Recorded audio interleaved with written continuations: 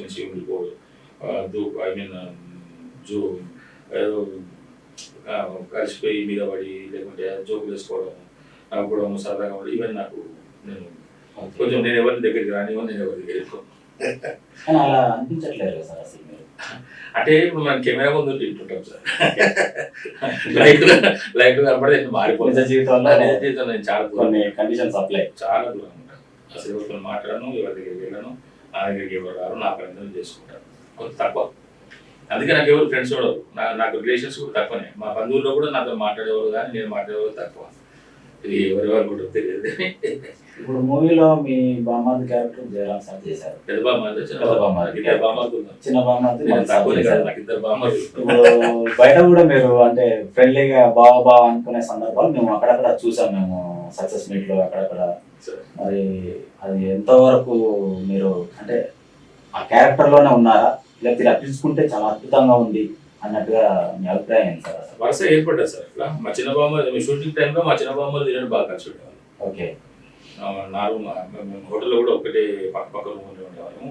పెద్ద బామ్మర్ది కూడా పక్క రూమ్, నా భార్య, నా ఇల్లు రూమ్ ఇట్లా ఉండేవాళ్ళము. కానీ షూటింగ్ టైంలో మా చిన్న బామ్మర్ది నేను బాగా కలిసి ఉండేవాళ్ళం. మా ట్రావెల్ కూడా కలిసి జరిగేది, రావడం పోవడము.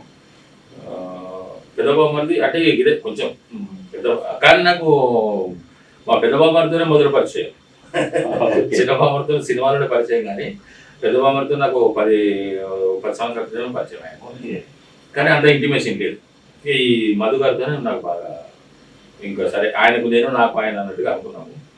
అక్కడ ఈ హైదరాబాద్ నుంచి మేము షూటింగ్కి వెళ్ళినా ఆయన కారులో వెళ్ళేవాడిని, మళ్ళీ వచ్చేటప్పుడు ఆయన కారులో వచ్చేవాళ్ళం. అక్కడ ఉన్న కూడా కలిసిమెలిసి అన్ని మేము షేర్ చేసుకునేవాళ్ళం. అక్కడ షూటింగ్ అంతా సిరిసిల్ల దగ్గర కొల్లు నాకు ఆ ఊర్లో పల్లె ప్రాంతం కాబట్టి ఫెసిలిటీస్ అనేది కొంచెం అన్ని అరేంజ్మెంట్స్ అనేది మేము హోటల్లో ఉండేవాళ్ళం సార్. ఓకే, హోటల్లో మాకు మంచి అకామిడేషన్ ప్రొవైడ్ చేశారు. దాంట్లో హోటల్లో లేదు.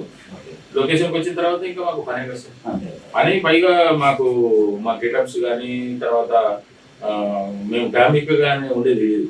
మేము పల్లెటూరు లాగానే ఆ ఇంట్లో ఉన్నట్టుగానే ఉండిపోవాలి. అలా ఉండటం కూడా మాకు ఇష్టం, నాకైతే ఇష్టం. ఎందుకంటే ఊళ్ళో ఉన్న అందరు కుర్చీల మీద కూర్చున్నా కూడా నేను 4 మీద కూర్చుంటుంది. మా ఇంట్లో కూడా అంతే.